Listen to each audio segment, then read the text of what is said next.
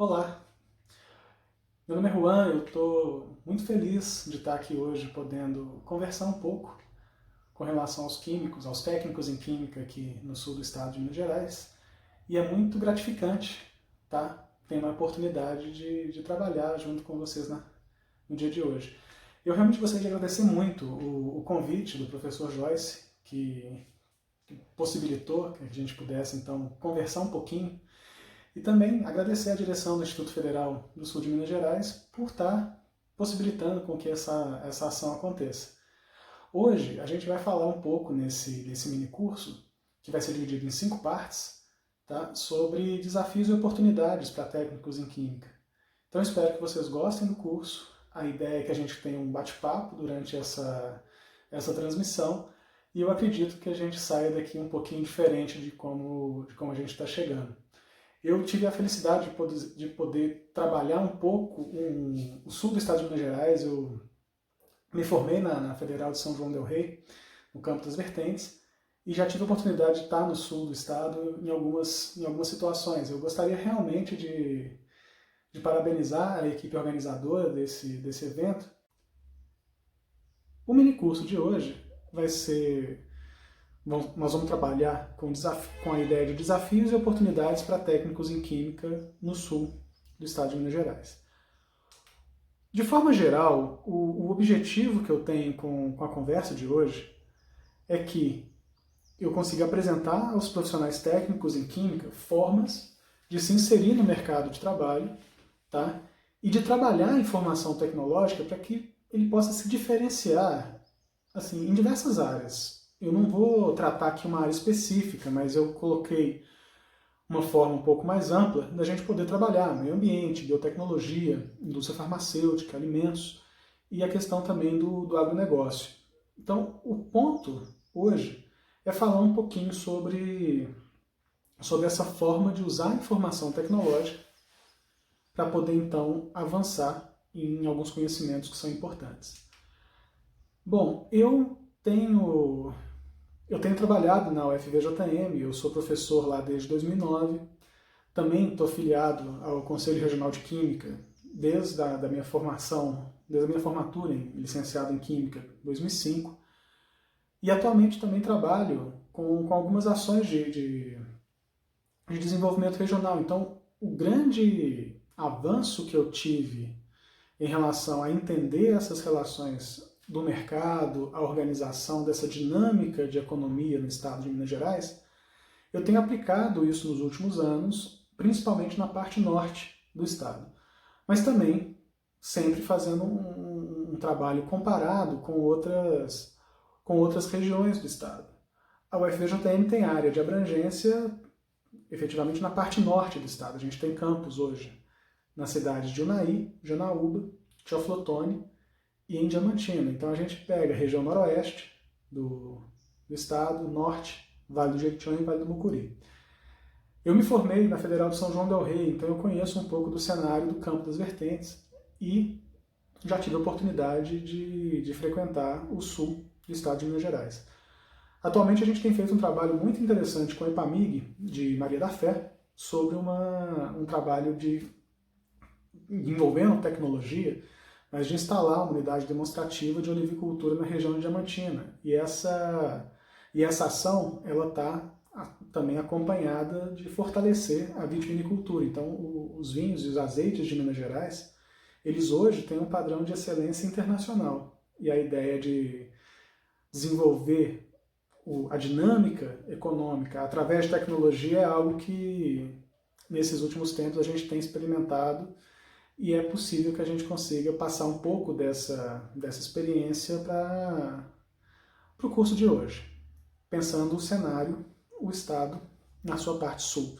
Não só sul do estado, mas o sul e o sudoeste, que como mesorregião pode ser mais bem entendido. Esse curso vai ser separado em 5 partes. Tá? A primeira parte eu vou trabalhar as relações do profissional técnico e mercado, pensar um pouco essa relação salário, empregabilidade, porte de empresa.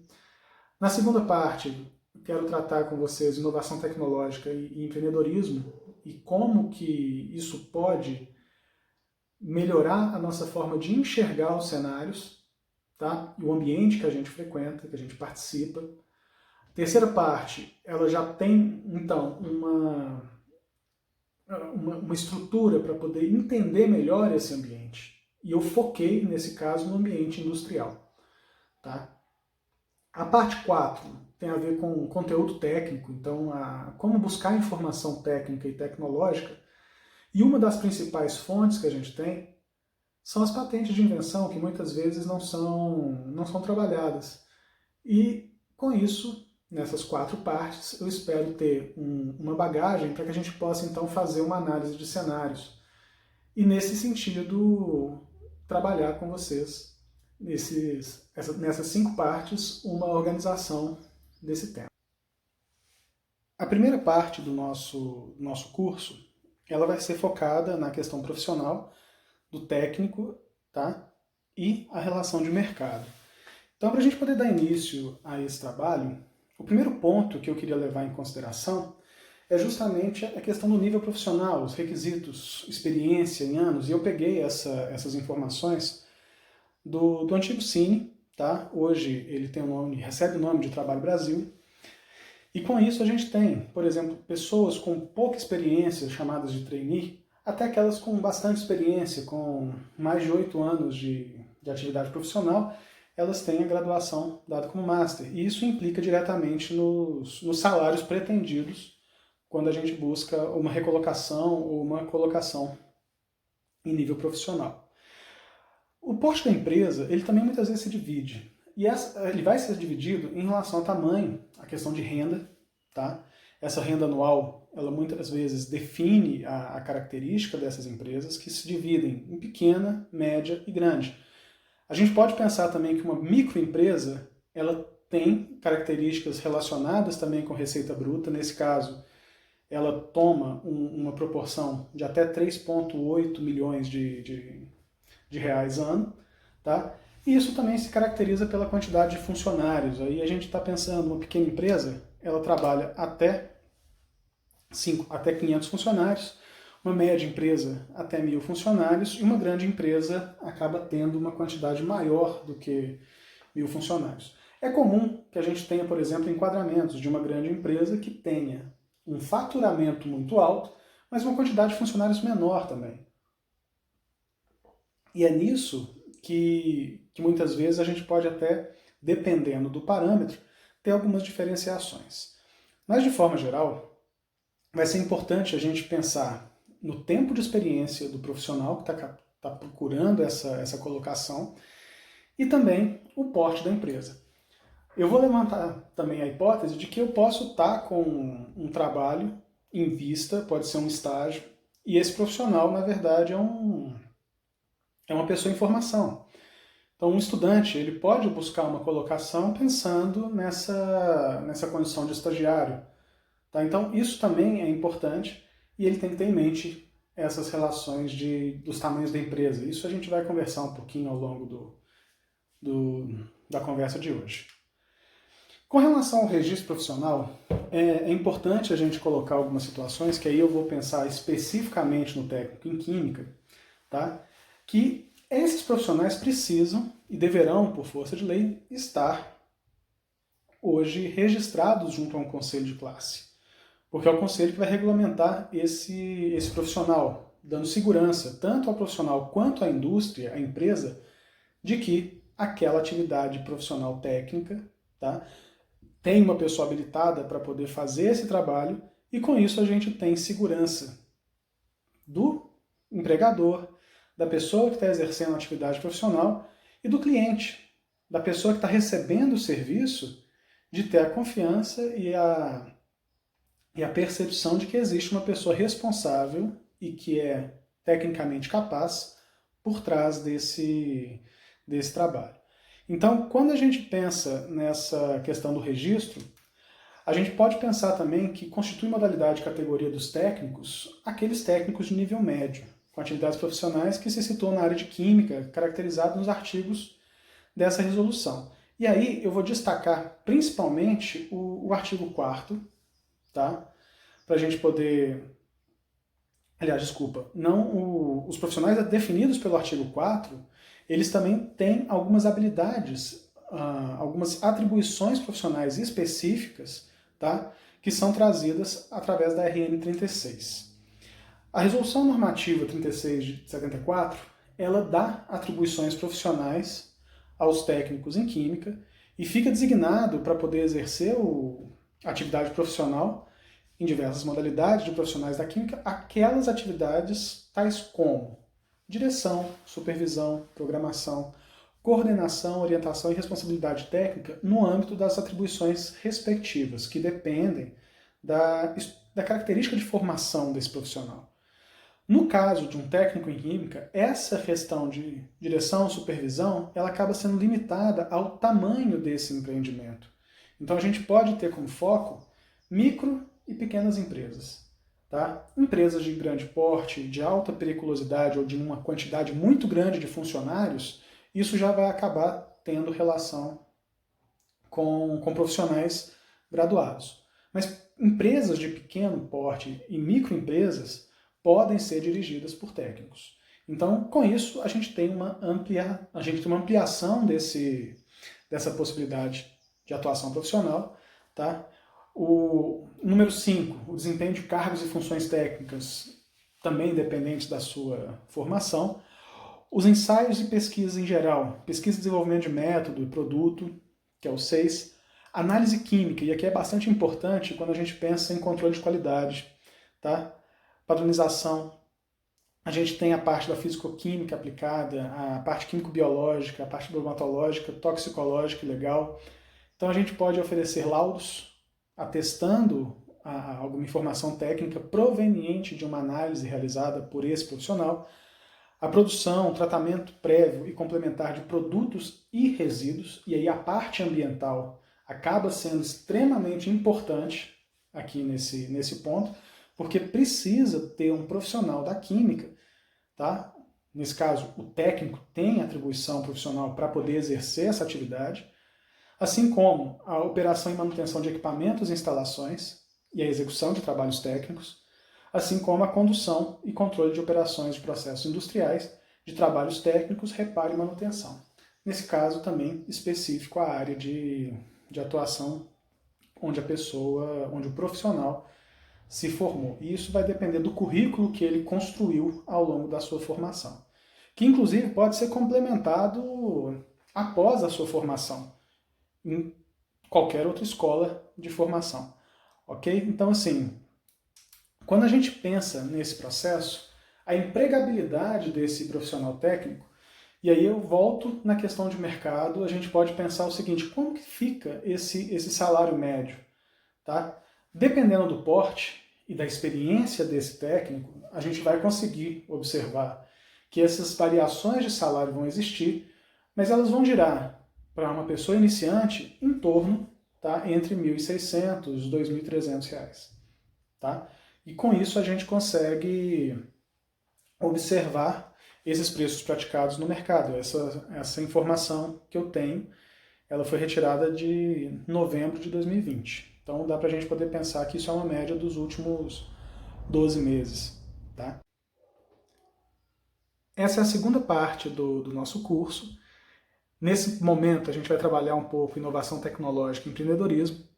E a gente já sabe da primeira parte como que o técnico em química ele pode ser mais bem entendido se ele está trabalhando já com um tempo maior no mercado, ele tem uma experiência maior, então ele vai ter uma capacidade diferente daquele que está recém-chegado no mercado, e também entendendo que as diferenças de porte de indústrias, eles vão fazer com que a gente tenha, muitas vezes, uma característica diferenciada, especialmente em relação a salário, mas que também sob a demanda. Então, é importante a gente trabalhar que o profissional da química, que tem as suas atribuições profissionais estabelecidas por causa do seu currículo, tá, passem a ser esses profissionais que conseguem, agora, ampliando um pouco esse olhar, pensando inovação tecnológica e empreendedorismo como uma forma de se adaptar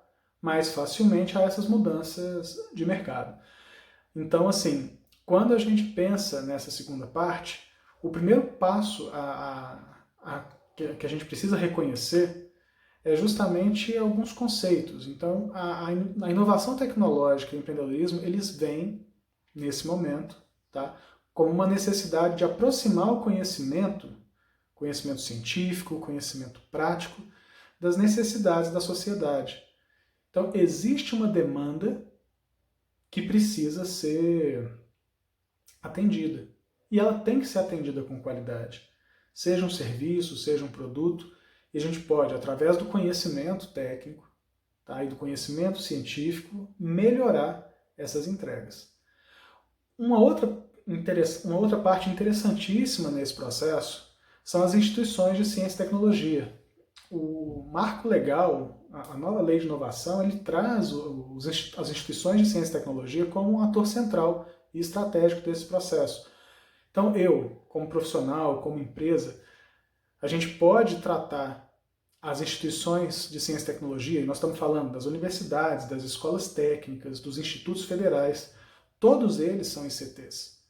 E esses atores, eles podem e vão, a partir do momento que eles conseguem aprimorar essa relação com a sociedade, gerar desenvolvimento econômico e social. Então, com isso, a gente consegue perceber que depois da formação do profissional, a escola de formação, essa instituição de ciência e tecnologia, ela pode ser acessada e com esse tipo de relação com os seus antigos alunos, os profissionais hoje que estão no mercado, isso pode aprimorar essa entrega para a sociedade, podendo principalmente fazer com que a gente tenha produtos melhores, serviços melhores. E um terceiro ponto, que é também igualmente importante, é o ganho de competitividade em termos industriais, frente aos concorrentes, melhorando assim a qualidade de vida da sociedade. Então, se eu tenho um produto e de uma forma ampla, eu consigo ter várias empresas entregando algum produto, é natural que uma empresa se diferencie da outra. Então, esses ganhos de competitividade, eles acabam levando a produtos e serviços melhores e, por consequência, algo que faz com que a vida das pessoas se torne melhor. Então, se ela recebe vamos pensar, um produto vindo da indústria alimentícia que tem um diferencial que é bastante interessante, podemos pensar num sorvete, podemos pensar numa geleia, podemos pensar num pão. E aí a gente começa a perceber que esses produtos acabam chegando na mão do consumidor, e se eles tiverem uma percepção do consumidor que eles são melhores, isso vai acabar dando a esse consumidor uma experiência diferente. E a partir dessa experiência melhorada é que o produto consegue levar uma empresa para poder ampliar a sua parcela de participação no mercado. Então essa concorrência e essa possibilidade de melhorar a competitividade frente a concorrentes, ela leva de uma forma não tão natural no Brasil, mas a gente espera que isso aconteça, seja melhor aproveitado assim, com as instituições de ciência e tecnologia, mas leva a uma forma mais orgânica de tentar melhorar esses produtos e melhorar a indústria nacional. Porque muitas vezes a gente acaba perdendo em competitividade para indústrias de fora. E é exatamente essa relação de tentar melhorar a indústria nacional e melhorar principalmente aquelas indústrias que fazem parte do território é que a inovação tecnológica e o empreendedorismo podem avançar. Então, pensando nesses três fatores, é importante a gente, então, melhorar o nosso entendimento sobre qual é o conceito de inovação. De forma geral, é introduzir novidade, é renovar, criar. Se a gente for pensar em termos do marco legal da ciência, tecnologia e inovação, ele faz com que a gente tenha uma percepção do ambiente produtivo e social, que é o quê?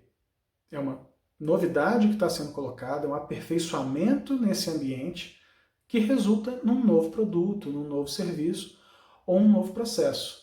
E ele tem como resultado melhorias e ganhos efetivos na qualidade ou no desempenho. Então é produzir algo melhorado. Com relação ao empreendedorismo, e aí eu vou pegar uma ideia macro, que é identificar de novos, assim, a identificação de novas oportunidades de negócio, independente dos recursos que se apresentam disponíveis ao empreendedor. Como é que a gente pode trabalhar esse entendimento da Harvard Business School? É pensar o seguinte: o que eu tenho na mão hoje me permite fazer algo novo, me permite mudar aquilo que eu estou enxergando como oportunidade. E aí eu vou recorrer ao ensinamento do Zé Dornelas, que é o seguinte: o empreendedorismo é a atitude de realizar ações. Isso coloca a pessoa, o profissional, como protagonista. Esse empreendedor, essa pessoa com espírito empreendedor, ela é capaz de realizar essas ações, que possa, de alguma forma, melhorar a experiência das pessoas. E aí vem o ponto de que esse ganho de qualidade de vida na sociedade, ele acaba sendo primordial, porque quem motiva essas mudanças é justamente quem está recebendo esse produto, esse serviço. Então, se eu tenho um produto que pode ser melhorado, aquele meu consumidor, ele recebe isso de uma forma diferente. Tá? Então, quando a gente trabalha esse conceito do José Dornelas, ele dá para a gente a ideia que essa atitude de realizar ações que possam melhorar a experiência das pessoas, que promovam ganho na qualidade de vida da sociedade e que sejam capazes de identificar novas oportunidades de negócio, independentemente dos recursos que se apresentam disponíveis ao empreendedor. É essa relação de fazer mais com o que a gente tem na mão é que permite que o empreendedorismo consiga ser uma ferramenta muito poderosa na mudança de atitude frente a qualquer coisa, frente ao mercado de trabalho, frente à capacitação profissional, frente a relações, por exemplo, familiares. Eu acho que a gente quer fazer uma mudança para que a gente tenha melhora. Eu acho que é por aí que a gente tem o espírito empreendedor como uma ferramenta de mudança, de transformação. E afinal, quando a gente pensa em mudança, a gente sempre pensa também na relação de como essas ideias, tá, podem de alguma forma surgir. Então, às vezes a gente se coloca numa situação onde eu não sou uma pessoa criativa, eu posso não ter uma boa ideia. E aí eu queria até recomendar a vocês de onde vêm as boas ideias. Esse é um livro, ele foi traduzido para o português, tá, do Steve Johnson. Esse livro do Steve Johnson é um livro interessantíssimo para a gente poder basear esse entendimento e entender um pouco melhor de que a conectividade das informações, das pessoas e de objetivos também comuns, eu acho que valida o que a gente procura como forma de melhorar.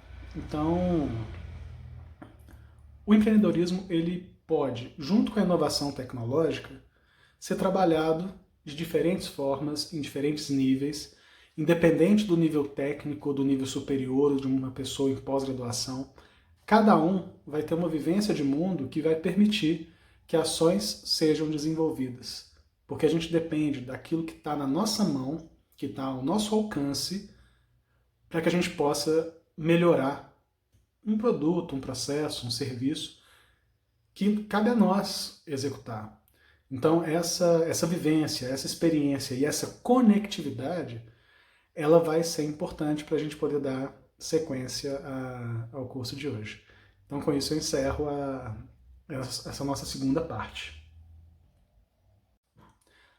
A terceira parte do curso é justamente o reconhecimento do ambiente. E aqui eu quis trazer, para aqueles que não conhecem, mas que eu convido vocês a conhecer um pouco da Mafalda. A Mafalda é um personagem argentino, do Quino, que faleceu que nos deixou esse ano, de 2020.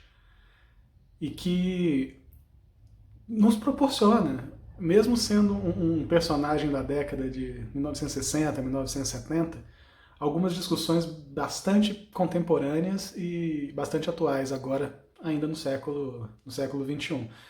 Então a Mafalda, ela tem uma percepção de mundo, vou dizer assim, bastante ácida. Ela é bastante crítica em vários processos. E eu acho que quando a gente reconhece o ambiente, essa postura da Mafalda nas suas tirinhas é um quadrinho que eu acho fantástico. Recomendo. E vocês podem procurar na internet, eu acho que é uma experiência bem, bem bacana. Então, nessa terceira parte, reconhecer o ambiente, ele precisa de uma análise crítica da pessoa que está inserida nele. E com isso, a gente começa, então, essa terceira parte pensando o seguinte: olha, eu quero reconhecer o ambiente, expandindo a atuação no mercado, mas pensando também naquilo que a gente pretende alcançar. Então, eu quero olhar para o ambiente que a gente está inserido para poder identificar a oportunidade. Eu quero tentar buscar, junto com vocês, reconhecer melhor, tá? E melhorar esse conhecimento específico, técnico que eu tenho, também, mas olhando para as empresas, olhando para os produtos desenvolvidos e os processos que estão ali sendo executados. Então, entender como que uma empresa trabalha, ele é uma forma de entender que aquele processo existe, ele está no mercado, ele tem clientes, ele tem mercado consumidor e ele está acontecendo. Saber que isso está acontecendo e permitir com que a gente consiga melhorar a percepção de que algo acontece e eu quero me inserir nessa atividade é importante. Aonde eu vou trabalhar? Quais são os processos que eu preciso conhecer? Quais são as áreas, os setores que são estratégicos para tentar melhorar aquele empreendimento? E aí eu posso perceber também que melhorar o empreendimento é melhorar o seu produto, é melhorar o controle de qualidade, é melhorar seu processo. Transformar aquele processo ou tentar entender uma forma de fazer com que os processos produtivos aconteçam de forma melhorada. E aí, esse reconhecimento do ambiente e essa atuação de mercado, ela dá para a gente também um outro panorama. Qual é a área de atuação que eu vou me inserir? Aonde eu preciso, aonde eu quero buscar informação e aonde eu quero atuar profissionalmente? Numa empresa, numa indústria? E se eu estou olhando para a indústria, eu estou pensando também o seguinte: eu preciso reconhecer que indústria que é essa. E com isso eu queria apresentar a vocês o Centro Industrial e Empresarial de Minas Gerais. Ele é uma estrutura da FIENG, da Federação das Indústrias do Estado de Minas Gerais. Tem sede em Contagem e tem uma estrutura de informação que ela é bastante valiosa nesse cenário que a gente está querendo enxergar melhor. Quando eu penso em área de atuação e tento trabalhar o reconhecimento de quais empresas fazem parte desse sistema, eu olho, tá, para essa estrutura da FIENG, que é o Cadastro Industrial de Minas Gerais, e dentro dele eu também consigo enxergar o sistema de inteligência de mercado, que é uma forma interna da gente poder perceber as relações que eu tenho dos empreendimentos, como que eu consigo enxergar qual que é o tamanho da indústria numa determinada região, qual que é o tamanho do comércio, tá? Vamos pensar assim, vamos separar indústria, vamos separar de serviços e vamos tentar entender como que essas relações elas fazem parte desse ecossistema. E aí, para poder tentar avançar na relação dos setores, o baixo aproveitamento dessa transversalidade desses setores, o que eu quero dizer é o seguinte: a interlocução de um setor com o outro, ele é uma excelente oportunidade para que a gente possa se inserir no mercado. As empresas e as indústrias se dedicam de forma exclusiva, muitas vezes, a um determinado produto e um processo produtivo. E não se dedicam tanto a atividades que elas terceirizam. Então elas contratam serviços para poder atender necessidades da indústria, mas que não sejam a sua atividade fim. Então, setores que são assim, satélites também fazem parte desse ecossistema. E muitas vezes essas indústrias precisam procurar esse profissional ou esse serviço fora da sua região, porque a região não consegue atender. E aí cria uma relação, um desafio sim de instalar isso nas regiões, de entender também se essa região tem capacidade de suportar esse novo empreendimento, mas a oportunidade de que existe cliente capaz de comprar esse serviço, que demanda isso. Então, é importante também avaliar o planejamento estratégico das empresas. Tá? Então, muitas vezes, esse planejamento estratégico ele define como essas empresas estão enxergando a sua posição frente ao mercado, frente à sociedade, e se você, como profissional, se alinha a característica daquela empresa. E também, eu acho que é um outro ponto importante a gente trabalhar com a ideia de objetivo. Então, você precisa trabalhar ou se preparar para poder atingir objetivos de carreira. O que você espera para você na sua carreira? Eu preciso, eu gostaria, eu quero ter o meu empreendimento. Eu quero permanecer na região, ou eu não quero permanecer na região, eu quero mudar de região, eu quero trabalhar num setor que não está fazendo parte desse ambiente, né, na região onde eu estou me formando. Em alguns casos, a gente tem a opção de escolha. O sul do estado de Minas Gerais ele tem um ecossistema bastante promissor em termos de indústria.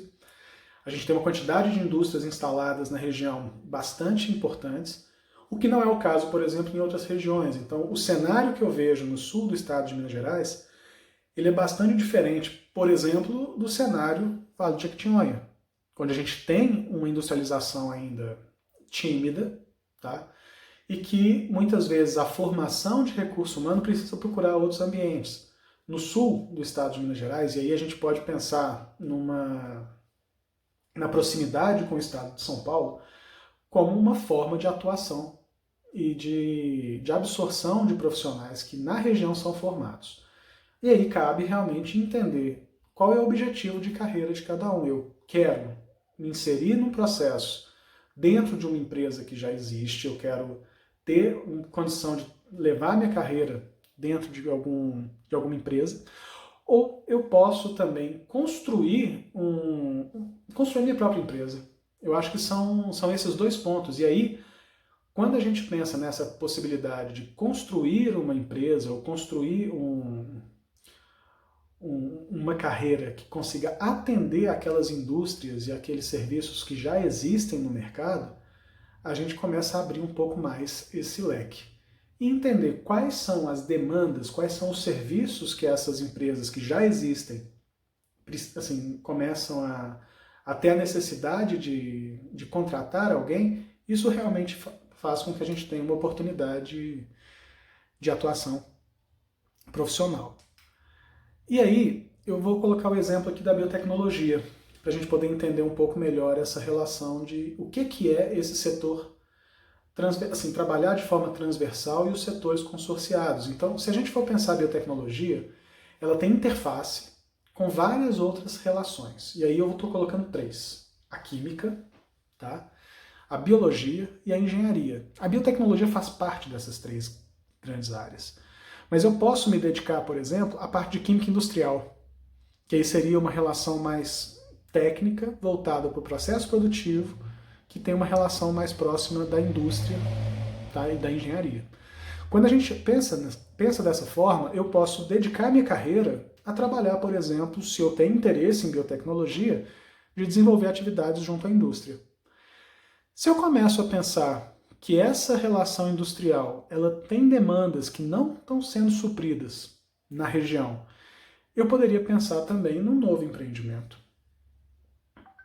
Agora, se eu consigo entender que falta ainda respostas para poder entender como que essa região, ou como que essa indústria, ou como esses produtos e serviços que estão sendo trabalhados podem efetivamente ser disponibilizados para o público, talvez eu precise dar um passo um pouco mais robusto, porque eu não tenho todas as respostas para poder responder se eu consigo melhorar um serviço ou melhorar um produto, mas eu talvez precise de desenvolver essa tecnologia, de gerar conhecimento.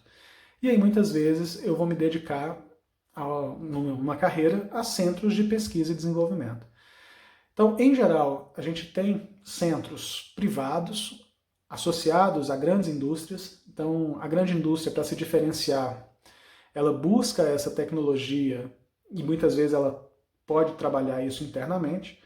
Ela pode fazer isso em associação com institutos de ciência e tecnologia, instituições de ensino tecnológico superior, tá? Ou mesmo centros de pesquisa independente. No Brasil, esse tipo de tratamento ele acaba acontecendo em grandes indústrias, tá?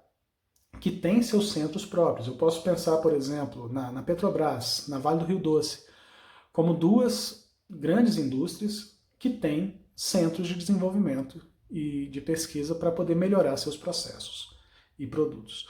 Então, quando a gente trabalha essa relação transversal, eu consigo enxergar, por exemplo, oportunidades para um técnico em química associado à biologia que envolva a biotecnologia.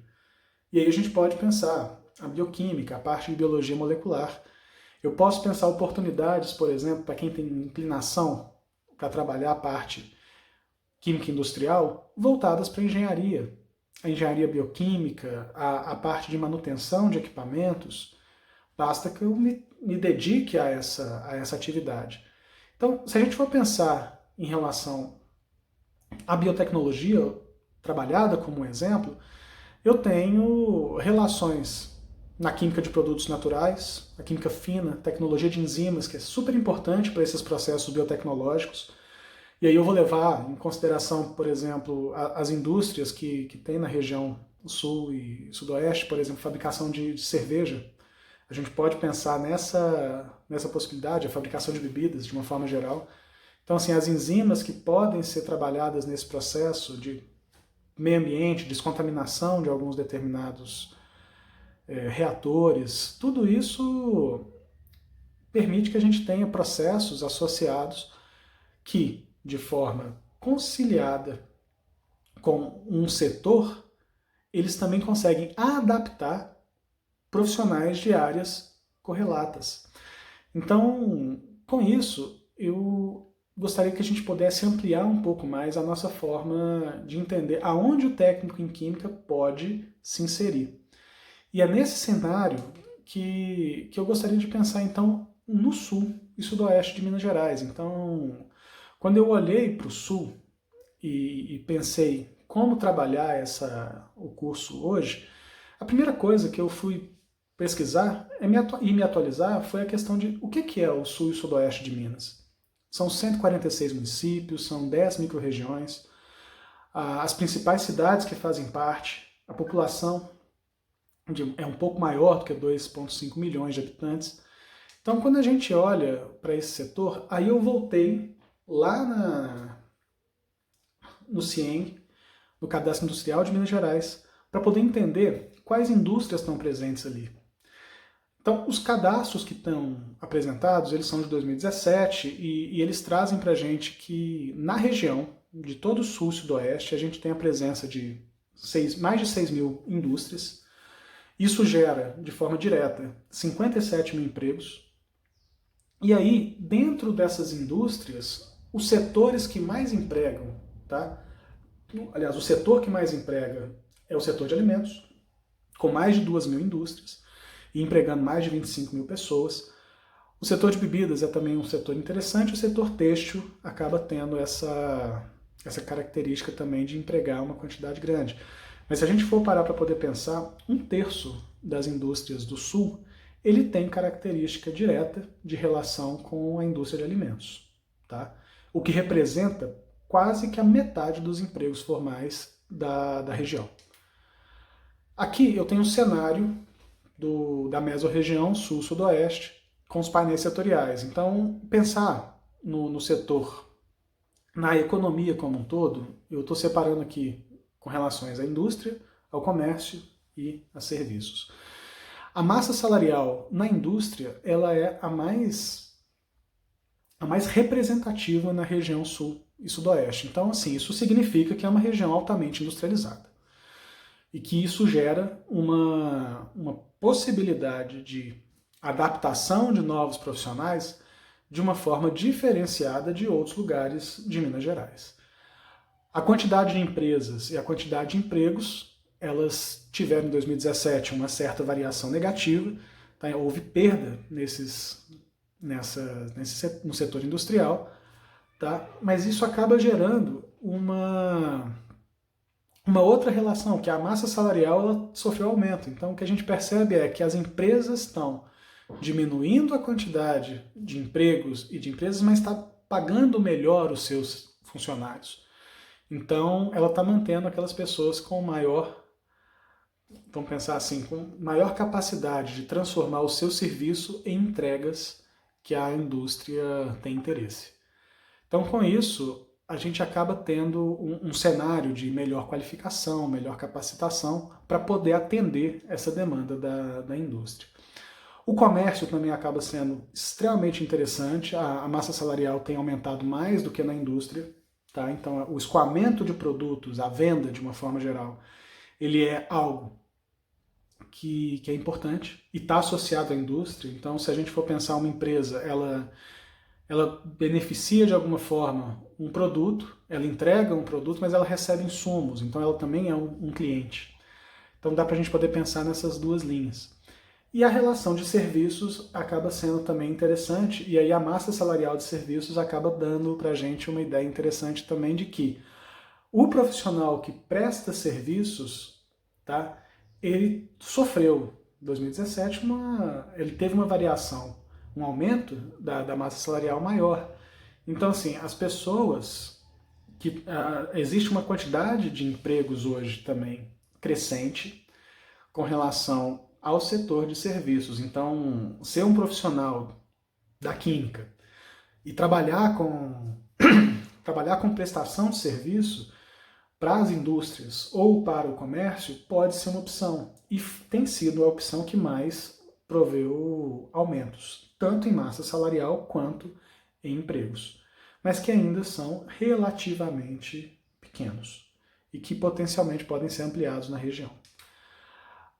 Com esse cenário e olhando para a estrutura do CIENG, eu consigo perceber, por exemplo, mesmo não estando no sul de Minas Gerais, eu fiz uma seleção de 3 indústrias, que seriam indústrias que têm, de alguma forma, uma relação direta com o profissional da química, e separei essas 3 indústrias na área farmacêutica.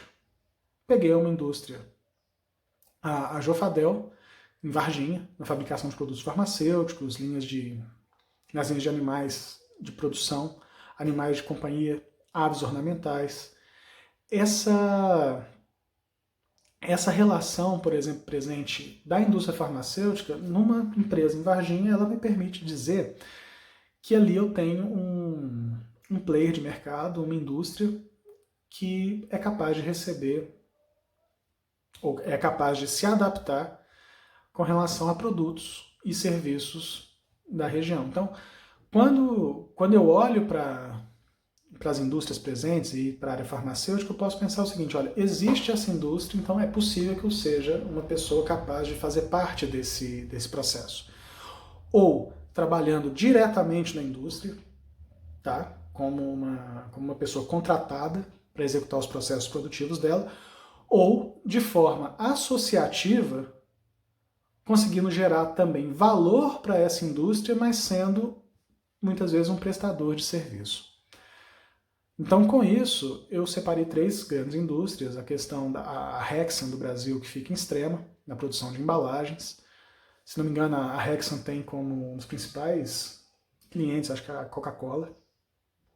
A Biotécnica, Indústria e Comércio, também em Varginha. Então, esses tipos de indústria permitem que a gente consiga perceber o seguinte, 2 cenários. Ou eu posso me dedicar à prestação de serviço dessas empresas, que são médias, pequenas, mas que já estão presentes na região, e aí como prestador de serviço eu vou entregar alguma coisa necessária para a continuidade da empresa, mas que não é um serviço que ela se dedica totalmente a ele. Então, por exemplo, eu posso pensar, a Hexan, ela tem a necessidade de comprar, por exemplo, laudos de qualidade da água. Como é que é tratado o resíduo dela? Será que eu preciso de aferir, na forma de um laudo técnico, se o resíduo está sendo descartado de forma adequada ou não? Quais são as relações que a gente tem isso com o profissional da química? Eu poderia pensar também na indústria farmacêutica, pensando o seguinte, a água e solo elas sofrem impacto quando a gente pensa na instalação de qualquer indústria. E o resíduo gerado, ele pode ser ou não tratado como perigoso. Isso acaba gerando uma oportunidade de que empresas que são parceiras possam trabalhar em conjunto. E muitas vezes essas empresas parceiras precisam do profissional da química. Quando eu saio do cenário sul e sudeste e vou para um painel setorial para poder ver a situação de uma cidade, eu separei Pouso Alegre para a gente poder estudar um pouco essa relação. E aí, as empresas presentes são hoje 180, a quantidade de empregos diretos da ordem de 2.700 empregos, e aí a gente percebe também que o cenário em Pouso Alegre teve, em 2017, vamos pensar assim, uma forma de ter as suas indústrias diminuídas um pouco, e principalmente a relação de emprego. Então é bem provável que o desemprego na região tenha crescido, e isso talvez tenha sido percebido em algumas situações. E aí a gente começa a ver ter uma percepção também de que essa indústria sendo atingida pela crise em 2017, ela abre uma oportunidade no comércio e na prestação de serviço. Então o que a gente vê é um aumento na quantidade da massa salarial comercial, tá? Então houve uma variação positiva, então as pessoas estão pagando mais no comércio, tá? A massa salarial aumentou na região. O número de empresas comparado à indústria é bastante superior e a quantidade de empregos também é praticamente o dobro, mas que essas variações têm crescido. No caso dos serviços, a gente percebe que houve variação na massa salarial, então a quantidade em salário pago foi realmente maior e a quantidade de empregos também aumentou em meio a essa crise. Com relação a processos de crise e oportunidades de negócio, quando a gente começa a ter a aceleração da economia, isso realmente demanda preparação e conseguir enxergar bem esse cenário. Então, com relação à indústria, a gente pode pensar que já em 2020 a gente tem uma segmentação micro e pequeno porte. Eu tenho cerca de 86% das empresas que estão, assim, das indústrias que estão presentes em Pouso Alegre, elas são micro e pequenas empresas. E nós estamos falando de um quantitativo que vai ser da ordem de quase 160 empresas. São 159 empresas presentes, de micro e pequeno porte. Inclui também nessa conta empresas de médio porte e de grande porte, que representam cerca de 14% das empresas presentes. Então, quando a gente pensa no profissional da química e aquelas pequenas empresas e microempresas que se dedicam à atividade de transformação química, diversas áreas, a maior delas é alimentos, mas a gente consegue perceber que o profissional da química pode ser, e ele provavelmente vai ser, o responsável técnico por várias dessas empresas, assim como ser responsável por produção, pela produção e também por atuar com algumas desses empreendimentos. Eu separei aqui algumas indústrias e nesse caso eu fiz uma outra segmentação, pensando nesse aumento da relação do serviço. Então a prestação de serviço ele acaba sendo uma oportunidade para essas pessoas que estão se formando. E aí eu separei a Vedaplast, tá? A Companhia Providência e a Locomotiva Indústria e Têxtil. Tá? Que aí a gente pensa, indústria e comércio de têxteis. Quando a gente pensa nessas estruturas, elas têm uma situação bem semelhante uma da outra. Elas se dedicam a produtos e serviços que são relacionados a peças de plástico, embalagens e fabricação de lonas e coberturas. Aqui eu trouxe 3 Então, trabalhar em nível de exportação, a empresa pode ser de pequeno, médio ou grande porte. A questão é, toda empresa de exportação, ela tem na sua essência a necessidade de ter controle de qualidade bem estruturado, tá? Porque ela está atingindo mercados diferentes do mercado nacional, muitas vezes mercados que são exigentes para poder receber esses produtos. E aí, em função disso, é que aumenta a necessidade de controle. E aí entra uma possível prestação de serviço associada. Também entra a necessidade de profissional técnico sendo capaz de fazer parte desse empreendimento. Bom, aqui foram alguns pontos, e aí a gente pode pensar como forma geral como que a gente consegue, então, identificar uma oportunidade.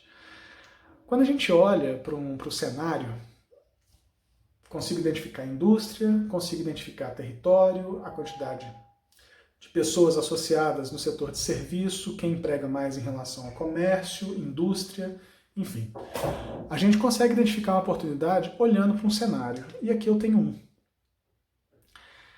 Esse é um cenário bastante atípico numa indústria, mas se a gente for parar para poder olhar para esse cenário, a nossa relação importante que eu queria colocar aqui é a questão do risco. Qual é o risco associado? O risco, ele na prática é a possibilidade de uma perda, tá? E a incerteza de que essa perda aconteça. Então, para esse gato estar aqui andando ao lado de uma matilha de cachorros, eu consigo perceber o seguinte: olha, ele está assumindo risco. O dano vai acontecer? Não, o dano é potencial. E de alguma forma, o risco ele tem uma relação de probabilidade, ele pode ou não acontecer, dependendo de uma frequência, tá? Ele pode ser grave ou não tão grave assim.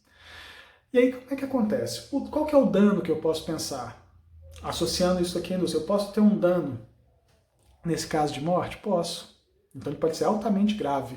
O risco está associado à probabilidade de ter um ataque de um dos cachorros, ele existe. E a gravidade pode ser altíssima. E o risco, então, passa a ser muito alto. Aonde a gente associa isso numa empresa, numa indústria? O risco ambiental, ele pode gerar um dano para a empresa? Pode gerar uma multa. Gera dano ao meio ambiente? Gera. E esse dano potencial, ele pode ser um dano que pode gerar um problema grande para a sociedade, e eu posso colocar como exemplo, aí a gente pode pensar tanto a barragem de Fundão quanto a barragem de Brumadinho. A gente tem ações ali onde a probabilidade era muito pequena, mas a gravidade é tão grande, levando à morte de algumas pessoas, tá? De várias pessoas, e também a um processo de reestruturação da empresa como um todo. Então, quando a gente pensa no risco, hoje, a Vale do Rio Doce, a BHP, Billiton, elas têm uma obrigação de trabalhar controles mais eficientes para poder manter a sua operação, ou então fechar as portas. O que a gente observa hoje é que essas empresas mantêm as suas estruturas produtivas em atividade, e ela está se reorganizando para poder garantir com que esse controle seja mais efetivo. Então, na prática, esse perigo de ter algo que possa levar um dano a uma empresa é o risco, e ele pode ser minimizado pelas ações de controle. E muitas vezes nessas ações de controle é que a gente acaba tendo uma oportunidade de atuar tecnicamente. Então eu preciso de controle microbiológico para ações que levem para a indústria de alimentos, para evitar o risco de contaminação e aí atender quesitos da Anvisa para a liberação de algumas, bom, enfim, de produtos de origem alimentícia, de forma geral. Controle ambiental, para saber se está acontecendo ou não um descarte adequado, seja de resíduo sólido, seja de água, de efluente. Tá? O controle de potabilidade de água. Na indústria de bebida, esse controle tem que ser rígido para que a gente possa garantir para o nosso cliente, para as pessoas que estão recebendo esse produto final, algo importante, sim, que é um produto de qualidade com características de controle bem definidas, que são, na verdade, muitos dos motivos pelos quais a gente trabalha em controle de qualidade, quando a gente vai para esses laboratórios e organiza ações específicas. Então, alguns pontos de controle que podem causar dano, eles precisam ter uma atenção muito grande das indústrias. Então, quais são esses pontos nas indústrias presentes na região? Se eu for pegar, por exemplo, o exemplo da Baker, que teve no final do ano passado uma contaminação, e essa contaminação levou a uma contaminação do produto, a retirada desse produto e a morte de várias pessoas. Então isso causa hoje uma paralisação de toda a atividade industrial dessa empresa. Nenhuma empresa tem intenção ou interesse de correr um risco de ser fechada. Nenhuma empresa séria tem essa preocupação. Então, assim, se a gente tem empresas que têm uma atuação de mercado consolidada e um planejamento estratégico, valores bem definidos, ela vai colocar no mercado produtos de qualidade e vai atestar esses produtos em todas as suas linhas de produção. Então, eu acho que nesse sentido, e olhando de forma transversal, a gente consegue perceber que o risco de uma atividade industrial, ele gera oportunidades para que a gente possa, então, fazer com que essa atividade seja mantida, melhorada, tá? Evitando perigos de sanidade humana, sanidade vegetal, problemas do meio ambiente com relação à água, e todas essas relações que a gente acaba protegendo levam a uma oportunidade de inserção profissional, especialmente aos profissionais da química, que são técnicos habilitados para poder fazer esse tipo de controle. E aí vem um ponto. Todo profissional em formação, ele precisa conseguir essa formação. Então a gente consegue receber isso nas escolas de formação. Então o curso técnico, ele consegue te dar o conhecimento base para poder atuar nas estruturas necessárias para que um técnico consiga exercer a sua atribuição profissional no mercado, nas indústrias. Mas é importante também pensar o seguinte, tem muita informação disponível. E a gente muitas vezes não se organiza para poder trabalhar todas elas. A gente escolhe direcionar a nossa carreira, o nosso esforço para uma determinada área. E aí vem o ponto. Aonde que eu vou buscar informação tecnológica? Seja dentro da universidade, dentro de uma escola de formação de nível técnico, ou mesmo como profissional atuando no mercado.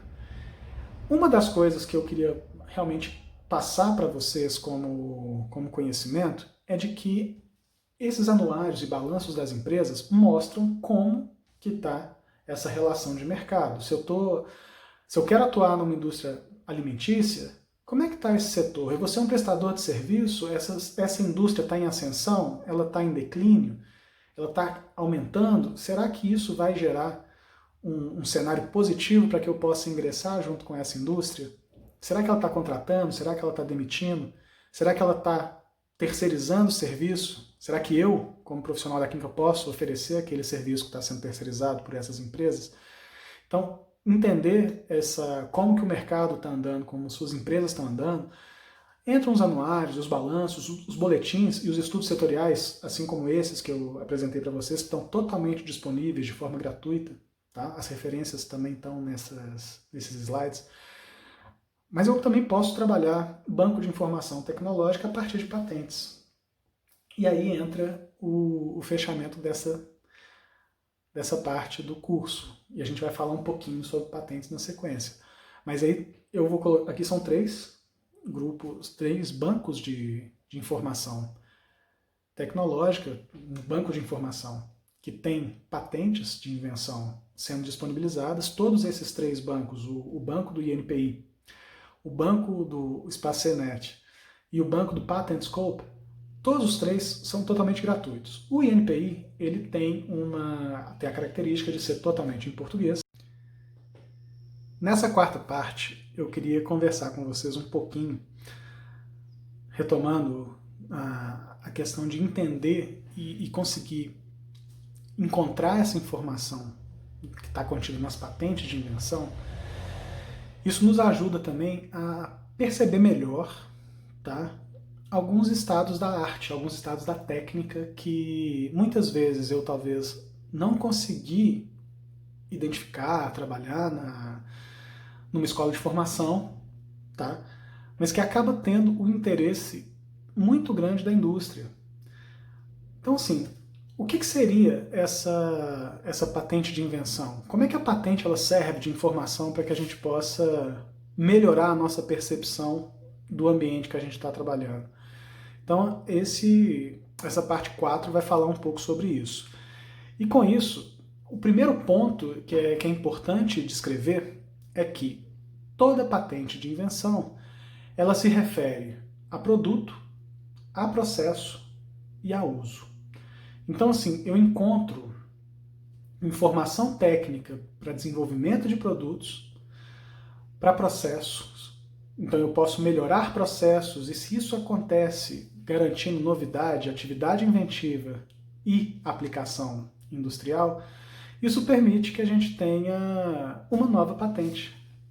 E aí, o que significa ser patenteável? O que significa ter uma patente? Tá? Toda patente de invenção, ela gera um direito. Então, é uma concessão do Estado para que você possa produzir e comercializar esse invento, tá? Na forma de um monopólio. Então, você tem o direito, tá, de não permitir que outras pessoas produzam e comercializem o seu invento. E aí você pode até permitir que essas outras pessoas consigam colocar seu invento no mercado, e isso é altamente desejado, tá? Se você não for fazer isso, mas outra pessoa, um terceiro for fazer isso, seja uma indústria, seja uma startup, hoje se fala muito de startups, a gente pode pensar que esse processo de licenciar uma tecnologia, ele permite que você, detentor dessa tecnologia, consiga transferir para alguém esse conhecimento, tá? E permitir que ele consiga produzir e comercializar aquilo que você protegeu. Nesse curso, eu não vou me aprofundar nessas relações das patentes em si. Não no sentido de que a gente vai produzir conhecimento novo e vai proteger esse conhecimento novo. Mas eu vou me ater ao fato de que a patente, por si só, ela tem uma informação que ela é diferente de um artigo científico. Quando eu olho para uma patente, eu preciso descrever por que ela é nova. Então eu tenho que descrever e tenho que entender o que de fato existe para eu falar que eu estou gerando uma novidade. E mais do que isso, a patente, uma vez produzida, qualquer que seja a patente, tá? Ela tem que ter informação técnica, tá, descrita de forma suficiente para que um técnico do assunto possa reproduzi-la. Com o prejuízo de que, se essa informação não for suficientemente descrita para um técnico do assunto, que a gente tenha, por exemplo, a nulidade de uma patente. E na prática, o que acontece? Um produto patenteado por uma empresa só pode ser vendido por ela. Mas se eu quebro essa patente, todas as outras empresas podem também produzir e comercializar. No Brasil, a regulamentação que dá informação sobre isso, ela prevê algumas relações importantes. Por exemplo, toda patente de invenção no Brasil, ela tem uma validade de 20 anos. E aí, se eu busco informação tecnológica em bancos de patente e verifico que aquela patente, por algum motivo, ela pode ter até 20 anos de duração, desde que eu mantenha o processo ativo junto ao órgão que é responsável por isso, que é o INPI. E aí, com isso, eu posso verificar o seguinte: aquela patente, ou aquele pedido de patente, ele foi concedido como patente? Porque se ele foi, da data do depósito da patente, eu vou contar 20 anos que eu não posso produzir e comercializar, mas eu posso aprender com ela. Principalmente a enxergar como que aquele tipo de indústria trabalha um determinado produto ou processo. O uso, muitas vezes, ele é associado à indústria farmacêutica. Então, para poder entender um pouco melhor o que tem de informação técnica numa patente, é entender o seguinte: o que é a novidade? Ela tem que ser inédita em todo mundo, não pode haver nenhuma publicação igual ou profundamente semelhante antes do depósito do pedido de patente. Com isso, a gente consegue entender também que toda informação que está sendo entendida numa patente para poder solicitar a proteção, a ideia é que aquilo ali seja novo. Então a gente está trabalhando sempre na fronteira do estado da arte, do estado da técnica. Então é bastante razoável pensar que numa patente eu vou ter a informação para poder descrever qual é a relação passada. Aonde que ela está avaliando ações de novidade. No segundo momento, a atividade inventiva é porque ela não pode ser óbvia para um técnico do assunto. Ela tem que ter avanços, tá, que não são características bem, vamos pensar, bem estabelecidas que um técnico do assunto consiga organizar. Então, imagina o seguinte: eu tenho um reator que tem uma certa simetria, um tamanho, tá? E se eu dobrar a quantidade de matéria dentro desse reator e dobrar o tamanho dele, eu vou ter o dobro de material. Então, assim, por mais que um reator que tenha sua característica, pode ser um reator para processos bioquímicos, fermentação, alguma coisa assim, se eu dobrar a sua capacidade, eu vou ter o dobro de, vamos pensar, de produto acabado. Coisas assim, a gente vai entender que não é óbvio, porque uma vez entendido que aquele reator funciona com um determinado parâmetro de controle, temperatura, tempo, a gente pode pensar que tamanhos diferenciados possam ser óbvios. Se esse reator for cilíndrico, aumentar ele não vai ser um problema. Mas imagine, por exemplo, se ao invés de ser um reator cilíndrico, eu construo um reator que seja esférico, aumentando a produtividade desse reator em valores de 10, 15, 20%. Então, assim, mudar a simetria de um reator e ter ganhos é algo que não é óbvio para um técnico do assunto. A não ser que eu tenha alguma relação que já foi descrita anteriormente, mas se ela foi descrita, ela não é nova. Então eu preciso garantir que a novidade aconteça, que tenha atividade inventiva e que naturalmente tenha que ter aplicação industrial. Então, assim, de alguma forma eu preciso conseguir fazer aquele produto, aquele processo ser executado, tá? E ele tem que ser possível de ser refeito. Ele tem que ser replicável, ele pode ser produzido em escala. Então, com essas três características, eu consigo perceber o seguinte: eu posso não conhecer muito de um determinado assunto, mas se eu buscar uma patente daquele assunto, ela vai me dar o que existe a respeito daquele assunto, qual é a atividade inventiva que aquela patente, porventura, está conseguindo avançar, e ela pode ser utilizada pela indústria. Tem um dado importante também, que aí eu acho que vale a pena a gente se atentar, que é o seguinte: patentes existem em todos os países do mundo. Só que toda patente ela só protege de forma nacional o lugar onde ela foi depositada. Então, se eu depositei uma patente no Brasil, eu estou protegendo o mercado brasileiro. Mas eu não estou protegendo o mercado argentino, o mercado inglês, o mercado americano.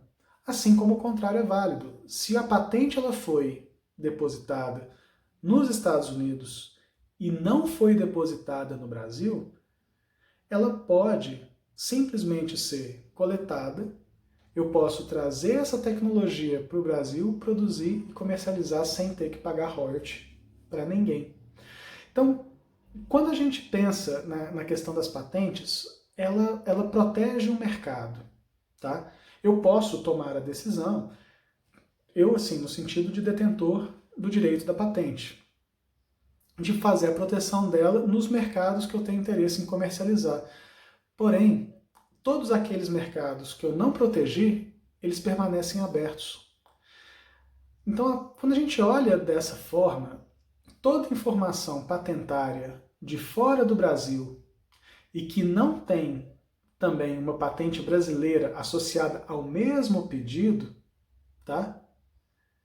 Acaba acontecendo de que o mercado brasileiro está disponível para aquela tecnologia que pode ser adaptada, produzida, tá? Replicada, inclusive ter relações comerciais associadas sem problema algum.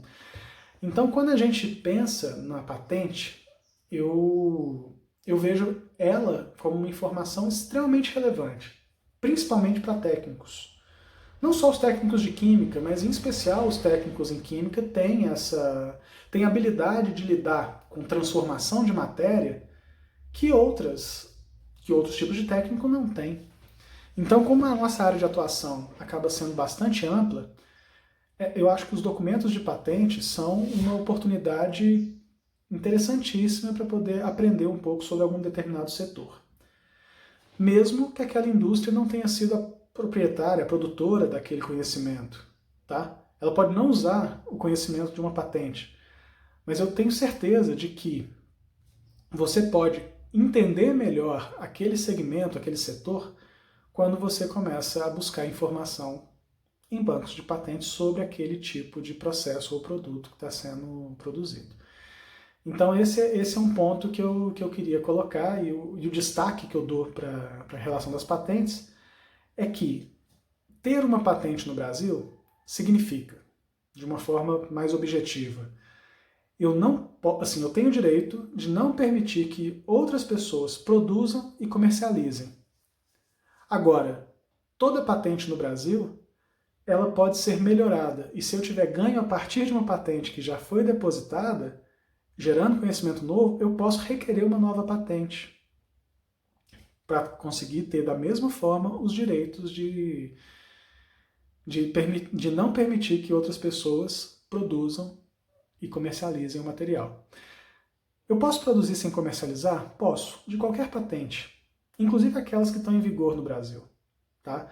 Mas eu posso fazer também com que patentes que estão fora do Brasil e que não protegeram o mercado brasileiro sejam produzidas e comercializadas. Eu só não faço isso de forma exclusiva. Tá? Quem detém uma patente num território faz com que o produto dela seja exclusivo. Quem não detém pode copiar aquela patente? Não, não pode. Ele poderia produzir, mas ele não pode colocar no mercado, ele não pode ser um concorrente daquele que detém o direito da patente. Mas ele pode trabalhar essa informação como base de estudo. E é nesse ponto que eu vejo as patentes como uma fonte de informação interessantíssima para a gente poder trabalhar cenários. Principalmente aqueles que a gente muitas vezes não se... Bom, está tendo informação pela primeira vez ou quer se aprofundar para poder tentar entrar dentro do mercado de trabalho. Seja dentro da indústria ou, de alguma forma, dando assessoramento a essa indústria como prestador de serviço. Tá? Aqui eu vou mostrar para vocês, esse é o site do INPI, eu vou trabalhar de forma exclusiva com ele sobre bancos de patente, eu não vou me ater a patentes em bancos internacionais. Então essa é a cara do site do INPI, aí está o link de acesso. Com isso eu entro em busca, tá? Essa busca, ela vai chegar nessa cara, ok? E com isso eu entro aqui em patente. Existem algumas informações tecnológicas, tá, em relação à patente, que são alguns estudos setoriais já realizados. E aí, nesse caso, eu sugiro que vocês tenham, ou que busquem mais informação sobre patentes, informação tecnológica também em alguns outros sites, e aqui está um deles para quem tiver interesse. Então já tem setores mapeados hoje no Brasil com relação à patente, e aí eu consigo ter uma informação mais geral sobre alguns dos setores, tá, de interesse estratégico para o Brasil. Enfim, aqui eu tenho algumas informações que já estão consolidadas. Pode ser que eu não tenha essa informação consolidada e eu vou buscar alguma coisa que seja específica, tá, em relação à patente. Essa é a estrutura de busca que eu tenho no INPI. Aqui eu vou fazer uma busca simples, onde contenha, por exemplo, eu vou usar a palavra água. Eu acredito que a água seja bastante significativo para diversos setores. Vou trabalhar essa informação e vou trocar de título para resumo, para poder ampliar um pouco mais essas relações. Se eu quiser fazer uma busca um pouco mais elaborada, eu posso trabalhar a pesquisa avançada, que é um mecanismo de busca também que pode ser mais específico. Mas, num primeiro momento, eu vou buscar essa informação de forma mais ampla, que é a ideia que eu quero trazer para vocês aqui.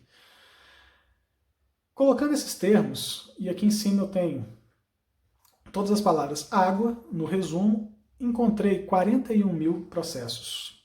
Tem muita informação que está associada à água, em setores que são diversos. Eu vou separar um, que aí eu posso pensar o seguinte, olha, eu preciso fazer um processo de tratamento de água, tá? E eu vou trabalhar o dosador automático de cloro, ele passa a ser interessante para tratamento de piscinas. Então, eu posso pensar tratamento de piscina num clube, posso pensar numa escola, numa academia. Então, será que um dosador automático seja interessante? Ok, como é que isso acontece? Isso é uma patente, na verdade, as patentes elas se dividem também em dois tipos no Brasil, que são importantes. A patente de invenção e eu posso ter os modelos de utilidade. Nesse caso, o dosador automático de cloro é um modelo de utilidade. Ele significa que ele é uma adaptação de um produto que já existe no mercado. Tá? Então não é um produto totalmente novo, mas ele tem adaptações que fazem dele algo novo. De forma mais simples, o que a gente tem? Eu vou buscar essa informação clicando aqui, em cima do número da patente, tá? Aí está IBR 20, assim, 2020, 0127 158. Se eu clicar aqui em cima, eu vou ter acesso a essa página, e nessa página eu tenho algumas informações que são importantes. Por exemplo, se a patente ainda estiver ativa, ela vai estar com as anuidades em dia. Se a patente já tiver caducado, ela já tem 20 anos de registro junto ao INPI. Então eu consigo saber a data do registro, eu consigo saber se ela está ativa, eu consigo saber se ela não está ativa. Nesse caso, é uma patente recente, ela está ativa, tá? E aí eu posso pensar o seguinte, se eu quiser acessar a patente, basta clicar nessa imagem que está aqui na parte baixa da página. E com isso vai abrir um documento de patente, eu posso fazer o download. Essa é a cara, tá? Esse é o formato da patente brasileira. Então, aqui embaixo dá até para poder ver a informação sobre a figura que descreve essa tecnologia, o dosador de cloro. Então, se eu estou interessado em trabalhar com equipamentos voltados para a área de tratamento de água, especialmente piscinas, mas não só piscinas, eu posso pensar em tratamento de água para outras estruturas, tá? E outras indústrias. Isso aqui eu tirei da patente, tá? Então eu vou chamar atenção para três coisas. Os desenhos são importantes, e para poder entender um pouco melhor se aquele produto que está sendo protegido ele tem características técnicas bem definidas, e eu consigo verificar isso nos desenhos. Então, os desenhos me mostram como essa peça está sendo construída. A reivindicação é aquilo que o inventor pediu para poder proteger, aquilo que realmente é novo. Então, esse dosador automático de cloro, ele é desenvolvido para uso em piscinas, com água tratada com pastilhas de cloro de dissolução lenta. Então, assim, esse tipo de invento, tá, ele tem características por causa de dosar cloro em piscinas. No relatório descritivo é que eu vou ter essas informações técnicas. Aqui eu estou só apresentando para vocês uma forma da gente encontrar a informação patentária, e aí vale a pena fazer a leitura do relatório descritivo se o tema da patente é de interesse seu ou da indústria na qual você pretende trabalhar, até para poder melhorar o seu conhecimento técnico sobre o que está sendo desenvolvido. E, além disso, apresentar informações técnicas que são importantes para poder talvez melhorar os produtos e serviços que a empresa que você pretende trabalhar, ou que você já trabalha, tem. E mais do que isso, e se eu precisar, por exemplo, fazer uma prestação de serviço para essas empresas? Então, eu acho que trabalhar essa informação técnica tendo uma descrição de informação que é voltada para técnicos do assunto, a gente está trabalhando então que a informação nos bancos, nas patentes, acabam sendo direcionadas para as pessoas técnicas. E, para que aquela patente seja válida, o técnico do assunto precisa ser capaz de replicar o que está descrito ali. Se isso não for possível, essa patente pode ser considerada nula. Tá? Então, com relação a essas coisas, é importante a gente pensar que a informação tecnológica ela pode ter níveis diferentes de complexidade. Se eu vou buscar, se eu tiver que buscar num artigo científico alguma informação, dependendo da informação que eu estou buscando, pode ser que eu precise de uma bagagem técnica muito grande. No caso de uma patente, o que a gente está falando é a informação técnica ela está acessível para técnicos do assunto. E que, nesse caso, os técnicos em química, com patentes relacionadas à área de química, produtos, processos, podem ajudar muito nesse entendimento. Tá? Para poder finalizar, então, essa quarta parte, eu queria deixar claro que foi possível, com o que a gente viu aqui, determinar, por exemplo, como encontrar uma patente que foi depositada no Brasil. Queria lembrar também, fazendo menção ao que já foi dito, mas que é importante relembrar, é que se aquela patente está protegida no Brasil, ela pode estar ativa ou não, tá? Isso eu consigo ver lá naquela página do INPI, da patente. Se ela estiver ativa, eu não vou poder produzir e comercializar, porque esse direito vai ser do detentor da patente. Mas eu vou poder trabalhar aquilo ali como informação técnica, e se eu quiser melhorar aquele produto, aquele processo, eu tenho informação de base para poder fazer isso. E eu não preciso de autorização de nenhuma pessoa para poder dar seguimento ou melhorar esse invento. Então, no Brasil, a forma com que a patente pode ser entendida, ela ajuda no reconhecimento e na difusão de tecnologias para qualquer setor, uma vez que ela protege sim aqueles detentores do processo de patente, do pedido de patente, mas ele também permite que que exista desenvolvimento econômico e social através das patentes que estão aí, permitindo desenvolvimento através de melhoramentos, tá? A partir das patentes que já existem. Tem uma separação importante, que é o seguinte: toda informação na forma de patente, ela vai ter duas etapas.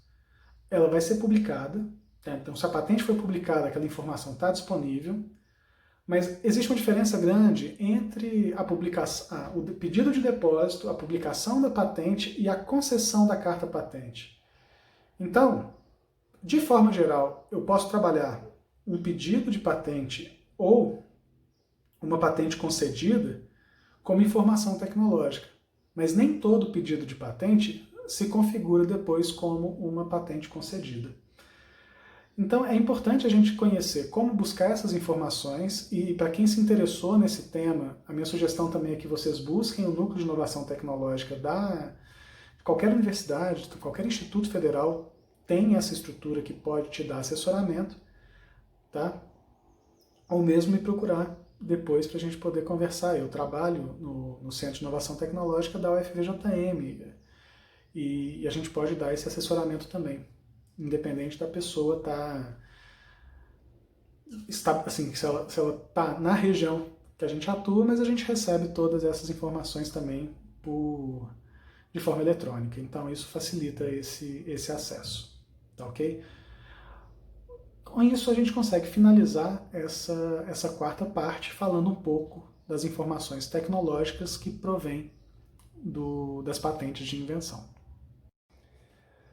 Na quinta e última parte desse curso, a gente vai trabalhar um pouco de toda essa informação que a gente levantou até agora, para poder pensar como que a gente pode, como profissional técnico em química, com os conhecimentos que a gente tem, a atribuição profissional que a gente tem, reconhecer, pensando também em possibilidades de inovação, empreendedorismo, de conseguir trazer para o ambiente que a gente está inserido nele, seja um ambiente que eu tenho interesse de trabalhar junto com uma indústria, que eu tenho interesse em trabalhar como prestação de serviço, tá? Buscando também informações tecnológicas, através de patentes, é um dos caminhos, mas a gente vai buscar informação também em boletins, anuários, enfim, tudo aquilo que pode ajudar a entender melhor o ambiente produtivo no qual a gente está querendo se inserir, passa a ser importante.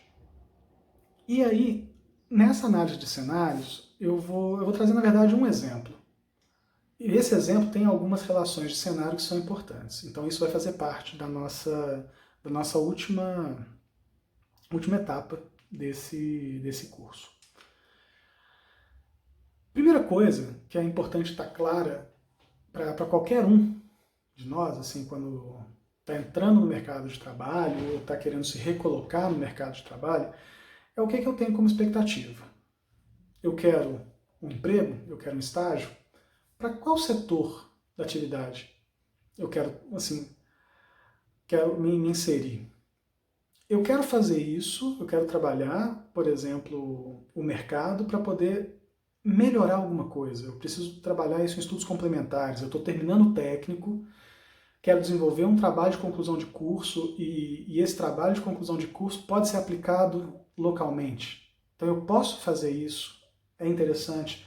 Eu posso buscar, talvez, conhecimentos em outros níveis, não só o técnico, mas eu posso buscar, por exemplo, uma graduação. Então, nessa graduação eu quero resolver um problema, eu quero melhorar o entendimento sobre como trabalhar numa indústria específica, tá? Numa área de interesse específico. Então eu posso fazer isso para continuar estudos, posso ter isso como expectativa, tá? Mas eu também posso ser um empreendedor ou um prestador de serviço. Então, assim, eu posso montar uma indústria, como técnico em químicas, você tem capacidade e atribuição profissional para poder trabalhar indústrias de pequeno porte, mas para isso é importante também ter um certo trabalho para poder conhecer e entender a dinâmica do setor e do segmento que vocês estão querendo adentrar. Então, primeira relação que é importante, tendo essa ideia das expectativas que você tem inicialmente, eu acho que a atuação profissional ela vai depender do seguinte: eu quero trabalhar localmente, eu posso trabalhar regionalmente, eu posso trabalhar nacionalmente, ou mesmo internacionalmente. Tá? Aqui eu foquei local, regional e nacional para a gente poder melhorar um pouco esse escopo, já que a gente está falando da região do sul e sudoeste do estado de Minas Gerais. E aí, seria interessante a gente poder fazer uma análise. Primeiro, qual que é a sua formação técnica? Muitas vezes eu posso ter uma associação de outras formações. Eu posso estar fazendo técnico em química como associação de uma outra profissão que eu já tenho, de conhecimentos que eu já tenho. Não necessariamente conhecimento formal, mas você já atuou em algum determinado setor e a sua formação técnica te habilita a ser um profissional responsável tecnicamente na área de química. Mas você também tem conhecimentos práticos diferentes. Essas coisas se associam. Então, a sua formação técnica te dá informações importantes sobre a segunda pergunta, que são: quais são as restrições ou os limites? E aí, esse limite, técnicas e pessoais. Por exemplo, eu tenho atribuição como técnico em química. Então eu não posso exercer a direção, por exemplo, e a responsabilidade técnica de uma indústria de grande porte. Esse é um limite técnico. Um limite pessoal seria o seguinte: olha, eu não estou disposto, por relações familiares, muitas vezes de sair da cidade que eu estou residindo hoje, porque eu preciso permanecer na região, eu não posso ter disponibilidade de viagem. Então, associar essas duas coisas são importantes para poder ter clareza aonde é a área que você pretende atuar. Qual a expectativa? O que você espera? A sua expectativa é ser uma pessoa que está vinculada a uma empresa, eu quero ser contratado por alguém, eu quero montar uma empresa para poder atender demandas de mercado que estão presentes na região, eu quero prestar serviço para poder me inserir também nesse processo de atender a essas empresas que já existem. Então, a expectativa ela precisa estar muito clara, porque ela vai te dar direções totalmente diferentes. Para qualquer uma dessas expectativas, é extremamente importante reconhecer as empresas presentes e avaliar o mercado. E aí, a gente precisa reconhecer esse cenário, a gente precisa reconhecer esse ambiente. E reconhecendo esse ambiente, eu preciso definir a área e o setor de interesse. Então, quando a gente olha para esse hall de perguntas que estão aqui, eu começo então a delimitar um cenário, tá? O primeiro cenário, onde eu posso então avançar para algumas coisas, que é o seguinte: no segundo momento, essa análise ela precisa de resposta. E aqui eu estou trazendo uma resposta para a gente poder pensar em cima dela. Formação técnica, um técnico em química. Quais são as restrições? Eu quero atuar na região sul-sudoeste de Minas Gerais. Qual que é a expectativa? Empreender como prestador de serviço. A área de interesse é a área de alimentos. Então eu preciso reconhecer as empresas presentes e avaliar o mercado. Aí, no setor de alimentos, de forma consorciada a ele, eu separei 4 coisas para a gente poder pensar, que se aplicam não só ao setor de alimentos, mas se aplicam também a outros setores. Por exemplo, insumo, logística e qualidade. Significa o seguinte: na indústria que eu estou olhando, ou que eu quero atuar, ela compra de quem? Ela produz. Então, o agronegócio, nessa hora, eu posso ter um parceiro comercial, que é o produtor, pode ser um produtor agrícola familiar ou com capacidade produtiva muito grande. Tá? Eu posso comprar isso no mercado, eu posso comprar em diversos lugares, mas eu compro esse insumo de algum lugar, ou eu produzo. Então, isso vai me dar diferenciais competitivos frente a concorrentes. Esse produto que eu estou comprando, o insumo que eu preciso para poder gerar, ou para poder transformar esse produto, tá? Na indústria de alimentos. Suponhamos que seja um produto. Eu recebo esse insumo, eu passo por um processo produtivo, tá? E vou levar com o produto acabado para distribuição e venda. Eu tenho que estar atento também à legislação pertinente e ao controle de qualidade desse processo. Por quê? Se eu sou um produtor pequeno, um produto artesanal, nessa situação eu posso ter uma relação de variabilidade do produto final que é aceitável. Mas se eu tenho uma indústria e que estou entregando isso em escala, o controle de qualidade passa a ser requisito. Principalmente porque os seus compradores, a sua venda, ela precisa garantir que o seu produto final tenha qualidade que esse seu consumidor espera. Porque se ele não tiver essa qualidade, possivelmente esse cliente talvez não te compre de novo. Então, olhar para esse cenário, alimentos, insumo, processo produtivo, distribuição e venda e legislação e controle de qualidade, me permite trabalhar, de certa forma, associando o setor de alimentos com algumas coisas que potencialmente eu, técnico em química, que estou interessado em trabalhar nesse setor, tenha condição de executar. Aí vem o ponto. Qual que é o cenário? Quais são as empresas presentes? Se eu faço essa avaliação lá no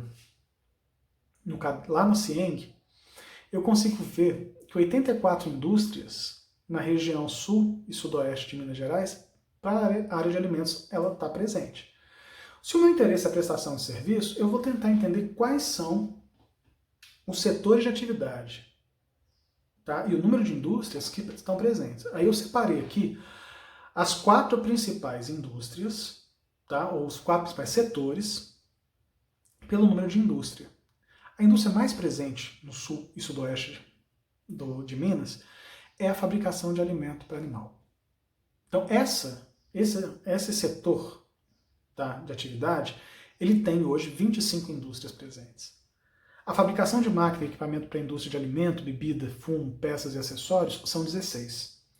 O fornecimento de alimento preparado preponderantemente para a empresa, então assim, ele tem a empresa como cliente, são 9.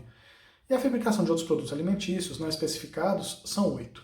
Então, se eu for pegar esse rol de 4 setores de atividade, eu tenho mais da metade das indústrias instaladas na região. Quando a gente vai começar um processo ou começar uma empresa para prestação de serviço, para entregar algum produto, a gente precisa dessa análise. Então, fazendo essa análise, eu tomei como base o seguinte: eu quero começar. Quem que é a indústria mais presente? É a indústria de alimentos para animais. Então, eu peguei esse cenário, fabricação de alimentos para animais. Nessa situação, 25 são as indústrias presentes. E não tem nenhuma que é uma empresa exportadora. Então, o mercado, em geral, ele é local e regional. Tá?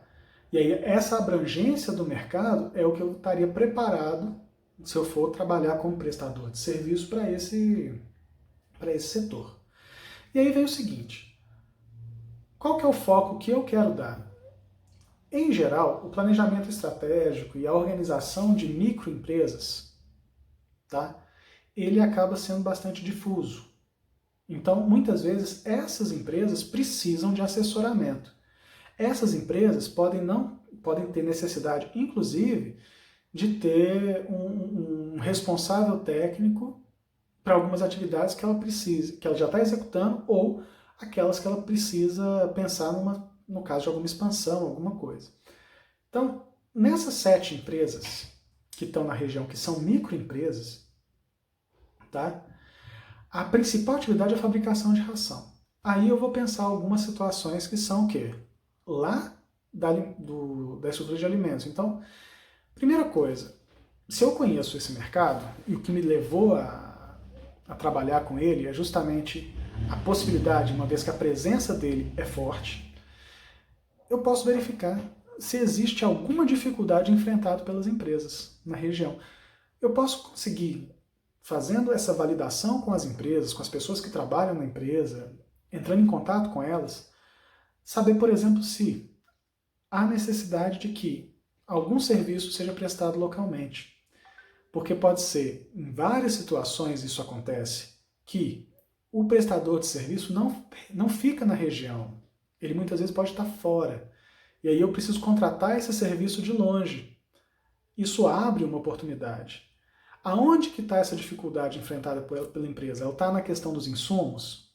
Na logística? Ele tem dificuldade em receber? Ele tem dificuldade em garantir a qualidade daquele insumo que está sendo recebido? É no processo produtivo? É em atender a legislação? É no controle de qualidade? É na distribuição e venda? Porque pode ser que ela tenha capacidade grande de produção, mas ela está vendendo bem, talvez, no mercado local. Será que ela não precisaria de um parceiro comercial para levar isso para outros lugares? Ali abre uma oportunidade de negócio. Então, será que ela já enxergou isso? Será que isso não pode ser construído junto? Então, com isso, existem várias relações que são complementares a um determinado negócio. Tá, eu não conheço o trabalho na área de ração. Então, o que eu vou fazer? Eu posso buscar uma patente que me fale sobre isso. E aí eu vou lá. Aqui em cima eu consigo ver, por exemplo, eu busquei pelas palavras ração animal no resumo e me deu uma série de resultados. Eu encontrei 510. Desses 510, tá aqui, ração animal no resumo. Eu selecionei uma. Na primeira página que eu vi, que eu achei interessante, para poder entender melhor esse cenário, formulação de ração para cães. O que eu fiz? Eu entrei nesse pedido, recebi essa informação. Então, essa formulação de ração para cães, ela me dá uma composição. Então, eu começo a ter ideia de como essa composição está sendo formulada.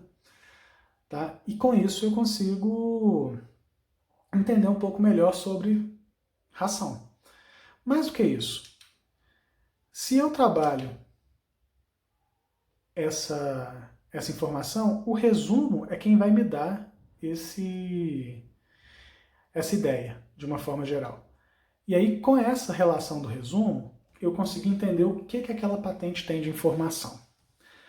Por outro lado, o relatório descritivo dessa patente, ele já vai me dar informação relevante sobre o estado da técnica. Então, como é que eu produzo ração? Por exemplo, o processo de produção de ração, ele acontece em 10 etapas. Quais são essas etapas? Está descrito aqui embaixo. A primeira etapa acaba sendo o recebimento e a moagem. A dosagem, mistura, homogeneização, depois passa para uma mistura completa e homogênea, que é levada a um silo. Tá? Essa remoagem, que é a segunda moagem, é necessária. O processo de extrusão, seguido de secagem, aplicação de óleo, aplicação de palatabilizantes, para melhorar a palatabilidade dessa ração, o resfriamento e depois um processo de embalagem. Então, ao final do processo, essa ração fica compreendida por grânulos pequenos, cilíndricos, da forma, assim, com cerca de 14 milímetros de diâmetro, por 6 de espessura. Então, se eu não entendia do processo de ração, aqui eu coloquei só um apanhado, porque na patente ele descreve cada uma dessas etapas, cada composição dessa ração. E o conhecimento sobre quantidades e componentes de produto muitas vezes é um diferencial competitivo. E a partir dessa informação técnica e tecnológica, se a gente for pensar, eu quero ser um produtor de ração, mas eu quero melhorar talvez a forma de como aquela empresa pode melhorar o seu produto. Essa tecnologia que está aqui é uma dessas formas. E se você vai atuar como um consultor para essa empresa, você pode construir informação técnica a partir dessas informações de banco de patente. Nesse processo, será que ele tem problema em alguma dessas etapas? Será que você está disposto a prestar serviço em alguma delas? Enfim, abre um leque de oportunidades, tá? E o desafio nesse processo é justamente entender o seguinte, olha, qual é a relação que eu tenho de capacidade técnica para poder dar assessoramento a um determinado setor ou indústria. Eu posso muitas vezes não, eu vou ser o responsável pela etapa de mistura completa e homogênea dentro desse processo. Ele precisa de alguém que faça isso? Ele precisa de alguém que faça todo o processo? Se eu quiser trabalhar nessa indústria, eu vou precisar entender essas coisas. Ela está aumentando a produção, precisa de gente para poder fazer isso. Na área de química, a gente pode trabalhar com essas ações? E aí entra a capacidade técnica de fato e ofício.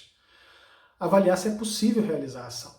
E nesse caso, ou nessa forma de entendimento, a gente tem que tratar sempre caso a caso. Tá? Então, a capacidade técnica, e aí eu vou separar 3 das atribuições do profissional técnico em química. Ensaio e pesquisa em geral, pesquisa e desenvolvimento de métodos e produtos. Eu posso melhorar o processo daquela indústria. Então, durante um tempo, eu vou me dedicar a tentar melhorar aquele processo. Isso pode ser uma forma de se enquadrar e de se inserir no mercado de trabalho.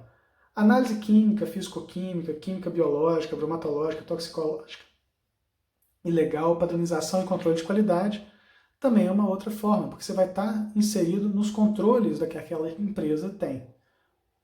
Se ela terceiriza isso, será que você tem capacidade para poder dar esse assessoramento? E a produção, tratamento prévio e complementar de produto e resíduo. Então, pegando essas 3 atribuições técnicas do técnico em química, tá? Eu precisaria pensar também o seguinte, algumas demandas possíveis. Se eu não conheço direito o setor, eu posso buscar essa informação com as indústrias. Que aí eu vou conseguir melhorar um pouco esse entendimento. Se não, de alguma forma, análise de água, laudos de qualidade, são coisas que podem ser acessíveis. Por exemplo, o descarte do resíduo, análise de solo, essas ações podem ser feitas. O descarte adequado de resíduo, ele está acontecendo? Ele está atendendo a legislação? Não, ele não está, então ele precisa de um reenquadramento. O técnico em química tem condição de avaliar e de dar solução para esse tipo de coisa. Controle microbiológico, controle de qualidade de produção, enfim. Eu tenho várias demandas possíveis, tá, que podem ser atendidas com a capacidade técnica do profissional técnico em química formado, poderia se inserir no mercado. Eu estou dando aqui um exemplo, trabalhando alguns cenários para a gente poder avaliar a atuação profissional. Mas isso muitas vezes vai depender também da infraestrutura que você tem, ou que você está disposto a ter. Ela é sua? Você está disposto a investir para poder fazer análise de água, em montar uma pequena estrutura para garantir essa análise de água, para poder dar laudos que são relacionados à legislação? Ok. Você pode fazer isso em parceria com a própria indústria. Então você pode usufruir da infraestrutura dela em parceria para poder justamente trabalhar aquele desenvolvimento, aquela melhoria.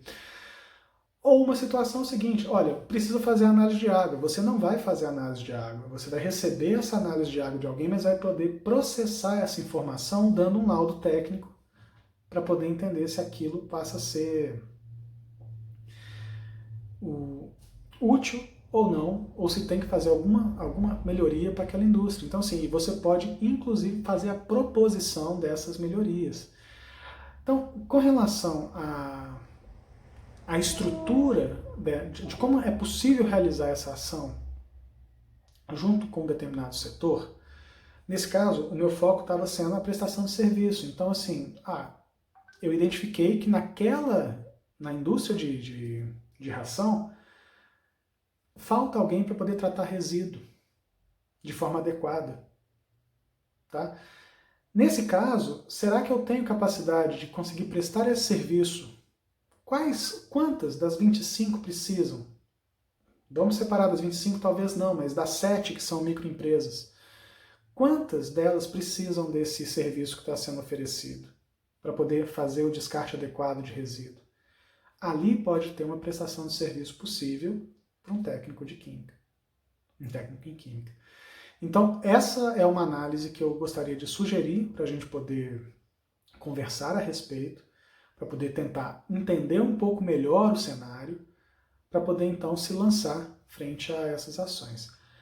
Mas é importantíssimo lembrar também, tá, que se eu estou me propondo a ser um prestador de serviço, na prática eu estou montando um novo negócio. E para isso eu preciso planejar. E nesse planejamento eu queria dar 2 dicas importantes. Eu acho que primeiro que é importante montar um modelo, o modelo desse negócio. Como que vai ser feito esse negócio? Você pode trabalhar, por exemplo, uma forma de que o resultado do seu trabalho pode gerar lucro para a empresa que te contrata. E você vai receber de forma variável. Por exemplo, se a sua empresa aumentou em 10% o lucro, eu posso negociar com você que 1% ou 10% disso vai ser o pagamento por esse negócio, tá? Depois, assim, durante o período de 1 ano. Já que uma vez que a empresa implanta aquilo que você está colocando como sugestão de melhoria. E se aquilo de fato vai melhorar a empresa, ok, você está recebendo pelo trabalho que melhorou e trouxe ganho para aquela empresa. Não vai ser isso, vai ser na verdade pagamento por hora. Então o meu negócio vai ser consultoria paga por hora, tudo bem. Mas qualquer modelo que você defina, é importante também ter um plano desse negócio. E esse plano de negócio ele define, entre outras coisas, a apresentação da empresa, o plano do mercado, o plano de marketing, o plano operacional, o plano financeiro. Então é uma série de informações que ela vai ser interessante. E aí eu convido vocês a buscarem um pouco mais de informação. A ideia não é nesse curso que a gente está conversando, mas quem tiver interesse em montar o seu novo negócio, existem algumas fontes. Eu coloquei aqui 2 que são do Sebrae, que é uma entidade reconhecida nacionalmente e vale a pena, já quem para quem está buscando esse conhecimento complementar. Como elaborar um plano de negócio? Quais são as características interessantes nele? São alguns vídeos que estão no YouTube que dá para poder melhorar esse entendimento. E o Sebrae também disponibiliza um software, uma ferramenta disponível na página do Sebrae, e aqui eu também sugiro esse outro vídeo. Esse aí já é um vídeo um pouco mais extenso que mostra como utilizar essa ferramenta online. De forma geral, eu acredito que toda grande mudança, ou toda mudança que a gente for fazer, ela precisa de planejamento, ela precisa de coragem. E é nesse sentido que eu não tenho dúvida de que o planejamento de como eu posso me lançar nesse desafio, enxergando as oportunidades, a forma como eu tenho de conseguir sobreviver nesse cenário, e mais do que isso, vamos pensar na lógica de que é fazer isso muitas vezes com aquilo que a gente tem na mão, tá? O que a gente tem disponível agora. Então é um pouco disso que me motiva a mostrar um pouco desses cenários para vocês. E como conclusão dessa análise de cenário, eu posso fazer isso, eu posso fazer esse exercício para qualquer cenário. Seja para eu ser um empreendedor montando uma indústria pequena, sendo fornecedor de insumo para uma indústria maior, sendo prestador de serviço para a indústria pequena, sendo prestador de serviço para uma indústria maior. Eu posso organizar a minha atuação profissional de acordo com as minhas expectativas, com aquilo que eu tenho na mão para poder fazer para poder exercer profissionalmente a profissão. Então, o técnico em química ele tem uma característica diferenciada de outros técnicos, porque a amplitude da possibilidade de trabalho é muito grande. E isso é um ponto extremamente positivo. Por outro lado, é preciso direcionar. Então, como a gente consegue observar que informação tecnológica está disponível aos montes, se eu direcionar para um determinado setor, eu posso buscar informação para tentar talvez me reorganizar para um setor diferente depois. Isso pode ser comum, para a gente poder tentar pensar o seguinte: não deu numa determinada área, conseguir avançar, conseguir emplacar uma empresa, emplacar uma prestação de serviço ou conseguir ser admitido, eu talvez vou tentar em outra. E aí é buscar realmente conhecimento e reorganizar muitas vezes o currículo, se capacitar, mas enxergando o cenário, pensando aonde você quer atuar. Então são essas as ações que eu queria deixar como proposta para que a gente então consiga melhorar esse entendimento de como organizar essa atuação profissional, como trabalhar a carreira, pensando no ambiente que a gente está exposto para ele. Eu queria colocar duas reflexões aqui. A primeira é o seguinte: eu sempre fiz algo que eu achava que estava pouco preparado para fazer. Quando você tem um momento de incerteza, mas persiste, é aí que você consegue avançar. E ainda, se você ultrapassar aquela sensação de medo, aquele sentimento de estar correndo um risco, coisas verdadeiramente maravilhosas podem acontecer. E quem disse isso foi a Marissa Mayer, que é a CEO da Yahoo, que hoje é uma empresa global. E eu acho que ela vale, assim, de uma forma muito especial para quem está começando, porque a gente tem medo. A gente tem sentimentos que nos colocam para trás. E a gente vai ter que superar essas coisas, a gente vai ter que se lançar em algo desconhecido. E é em função disso que eu acredito que coisas boas acontecem. Bom, esse foi o nosso curso. Tá? Eu acredito que a gente possivelmente tenha algumas informações que puderam complementar o conhecimento de vocês, e eu realmente permaneço à disposição e quero muito agradecer. Com isso, a gente chega ao final dessa conversa e eu espero realmente que tenha sido proveitoso. Mais uma vez, eu gostaria de agradecer ao Conselho Regional de Química, que tem nos assessorado. Quero agradecer ao professor Joyce pela oportunidade de estar aqui fazendo parte desse evento, e também ao Instituto Federal do Sul de Minas Gerais, que proporcionou essa atividade. Então tudo isso me faz hoje muito feliz de poder contribuir um pouco com alguns conhecimentos que a gente tem e realmente me colocar à disposição. Se eu puder ajudá-los, eu vou ficar muito feliz em poder fazê-lo.